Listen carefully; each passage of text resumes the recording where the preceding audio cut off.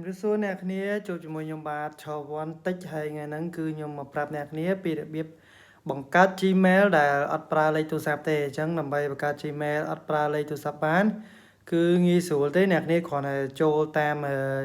ជ្រោមក៏បានតាម mail ក៏បានទៅ iPhone ក៏បាន Android ក៏បានដែរតែអ្វីដែលសំខាន់អ្នកគ្នាត្រូវតែមានទូរស័ព្ទដែលយើងអត់ធ្លាប់បង្កើត email អញ្ចឹងមានន័យថាមួយអាទិត្យវាឲ្យយើងបង្កើតម្ដងអញ្ចឹងចង់ដឹងថាបង្កើតមិនដើម្បីអត់ទាមទារលេខទូរស័ព្ទឬក៏មកមួយ device គឺអាចបង្កើតបានមួយ Gmail ទេអ្នកគ្នាឬក៏អ្នកគ្នាអាចប្រើ VPN ទៅដូរ VPN អាចប្រើបាន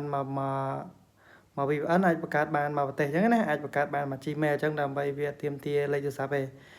ដើម្បីបង្កើតបានតោះទស្សនារបស់គ្នាជាមួយខ្ញុំបាទតែមុនចូលទស្សនាអ្នកគ្នាកុំភ្លេចចុច like ចុច subscribe ខ្ញុំម្នាក់មួយផងដើម្បីទទួលបានវីដេអូថ្មីៗទៀតបាទដើម្បីចាប់ផ្ដើមបាននេះចូល email នេះសម្រាប់លើ iPhone ណាបើ Android យើងចូលតាមជ្រោមមកលើ iPhone ខ្ញុំ recommend នេះចូលតាមហ្នឹងមកស្រួលបង្កើតងាយអញ្ចឹងអ្នកនេះគ្រាន់ចុចតាមហ្នឹងចុចពី add account មកបាទហើយអ្នកនេះកុំចុចលើ iCloud ប្រយ័ត្នជាប់ iCloud អញ្ចឹងចុចពាក្យថា Google នេះបាទតទៅចុច Google ហ្នឹងហើយអ្នកនេះដាក់បង្កើតឡើងខាងក្រោមនេះខាងក្រោមនេះបាទអញ្ចឹង create បាទបន្ទាប់មកអ្នកនេះដាក់ឈ្មោះអីមកក៏ដាក់ឈ្មោះមកនេះឈ្មោះរបស់អ្នកគ្នាក៏បានដែរយើងអានេះជា username ទេអានេះជា username ឈ្មោះយើងទេអញ្ចឹងខ្ញុំដាក់ចិត្តដាក់សិនទៅបាទតមកថ្ងៃខែយើងដាក់រៀងចាស់តិចនេះអាយុ18ឡើងណាបាទបន្ទាប់មកដាក់ page ដាក់អីមកបន្ទាប់មកនេះវាឲ្យយើងរើស email ដែលវាឲ្យយើងពីរជម្រើសអ្នកនេះមើលទៅថាលើហ្នឹងថាពេញចិត្តតែយើងងាយស្រួលចំណាំងាយស្រួល search អត់បើអត់ទេអ្នកនេះអាច search សរសេរខ្លួនឯងបានអ្នកនេះសរសេរអញ្ចឹងណាបើអត់ថាអត់ជិលសេនាំវែងឆ្ងាយយូរនេះកាត់ Gmail ដើម្បីប្រើការលក់ទូទៅទេគឺយកអាហ្នឹងឯងនិចមកបន្ទាប់មកដាក់លេខកូដដាក់អីមកបាទដូចរាល់ដងអញ្ចឹងវាអត់មានអីពិបាកទេដូចតែគ្នាទេបាទអ្នកនេះតែសម្រាប់អ្នកដៃថ្មីអញ្ចឹងណាហើយបង្កើត email គឺត្រូវការដាក់លេខអក្សរធំហើយដាក់លេខដាក់អីអញ្ចឹងទៅហើយ email ដាក់សញ្ញាតិចតួចមកកុំឲ្យគេងាយស្រួល search ឬក៏ព្រាវយក email យកឲ្យយើងទៅប្រើប្រាស់អញ្ចឹងណាដាក់អញ្ចឹងមកបាទអញ្ចឹងចុច next មកតបមកនេះវាឲ្យយើងដាក់លេខទូរស័ព្ទអីទេអញ្ចឹងគឺបើអត់ឲ្យដាក់លេខអញ្ចឹងអ្នកនេះដាក់ email អ្នកនេះមកបាទ email ដែលយើងប្រើការដើម្បី verify តាម email វិញអញ្ចឹងអត់ប្រើលេខទេបាទតបមកចុច next មកនេះអញ្ចឹងគឺរួចរាល់ហើយមានអីទេអានេះគឺថែមមកវាទេយើងមិនចាំអានទេចុចតាមនេះទៅហើយអញ្ចឹងការបង្កើត Gmail ដែលអត់ប្រើលេខទូរស័ព្ទយើងគឺបានបញ្ចប់ហើយអញ្ចឹងគឺ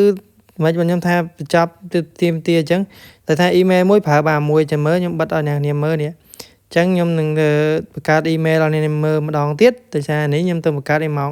10ជាងហ្នឹងអញ្ចឹងខ្ញុំបង្កើតឲ្យអ្នកនាងមើលមួយសារទៀតទៅអាហ្នឹងវាទៀមទាលេខទូរស័ព្ទហើយបើយើងបង្កើតម្ដងទៀតគឺវានឹងទៀមទាលេខទូរស័ព្ទហើយឧទាហរណ៍ខ្ញុំចូលទៅមួយសារទៀតអូខេអញ្ចឹងនេះបង្កើនដែរហើយយើងដាក់ឈ្មោះអីក៏បានអាហ្នឹងវាមិនបង្កើនទេវាបង្កើនឈ្មោះខុសគ្នាបន្តិចៗក៏តុយលេខទៅវា generate ឲ្យយើងខុសគ្នាហើយចឹងថ្ងៃខែយើងចេះដាក់សិនមកបាទនេះ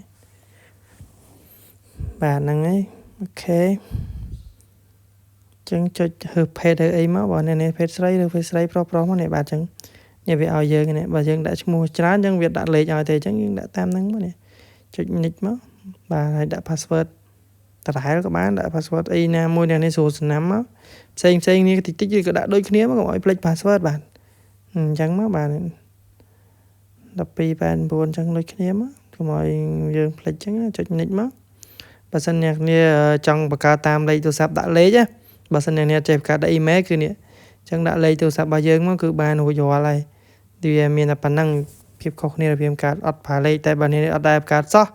គឺបង្កើតតាមលេខទៅវាអាចជួយថ្ងៃក្រោយយើងបាត់ Gmail អញ្ចឹងយើងអាចយកមកវិញបានបើបង្កើត email អ្នកនេះអត់ទាន់បាន verify គឺពិបាកក្នុងការយកសម្រាប់អ្នកនេះអត់ទាន់ចុច subscribe ទេកុំភ្លេចចុចចូល channel ខ្ញុំចុចពាក្យ subscribe មកបើកសញ្ញាកណ្ដឹង all នេះមកអញ្ចឹងពេលខ្ញុំផុសទៅអ្នកនេះនឹងឃើញមុនគេបាទ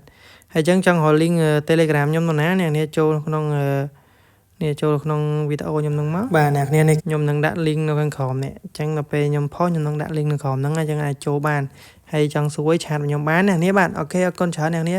ឬក៏ចង់ខ្ញុំបង្កើតឲ្យក៏បានដែរបើសិនអ្នកចេះបង្កើត Gmail ដែលអត់មានសុវត្ថិភាពទេអាចឆាតខ្ញុំបានអរគុណច្រើនអ្នកនេះបាទ